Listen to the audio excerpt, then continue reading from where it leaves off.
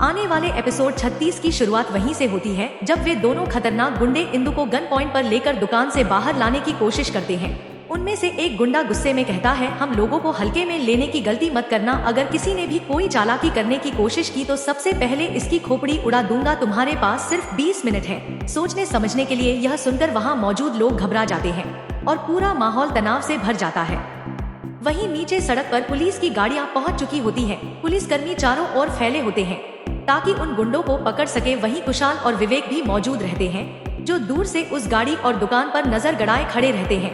कुशाल का गुस्सा काबू में नहीं रहता, वह बार बार पुलिस से कहता है कि मुझे जाने दीजिए, मैं इंदु को अकेला नहीं छोड़ सकता। विवेक उसे रोकने की कोशिश करता है लेकिन कुशाल किसी की नहीं सुनता और किसी तरह से दुकान के अंदर घुसने में सफल हो जाता है। यह बात तुरंत गुंडों को पता चल जाती है। वे चिल्लाकर कहते है, कोई अंदर घुसा है, सावधान रहो। उधर अचानक डोली वहां पहुंचती है और घबराई हुई आवाज में विवेक से पूछती है, कुशाल कहाँ है? विवेक परेशान होकर कहता है, अभी तो यहीं था पर पता नहीं अचानक कहाँ चला गया, लगता है गायब हो गया। यह सुनकर डोली और भी बेचैन हो जाती है। वहीं दूसरी तरफ कुशाल पहले से ही गुंडों से भिड़ चुका होता है। वह जोर से कहता है, अगर हिम्मत है तो मुझे लेकर चलो, लेकिन इंदु को छोड़ दो। इंदु डर के मारे रोते हुए कहती है, कुशाल जी प्लीज आप कुछ मत कीजिए, चुप हो जाइए। लेकिन कुशाल उसकी आंखों में देखते हुए कहता है, जब तक मैं हूँ तुम्हें कोई छू भी नहीं सकता, तुम कहीं नहीं जाओगी। इसके बाद कुशाल उन दोनों गुंडों से भिड़ जाता है और पूरी ताकत से उनकी पिटाई करने लगता है। दोनों गुंडे एक के बाद एक गिरते जाते हैं और कुशाल की गुस्से से भरी मार से चीख उठते हैं।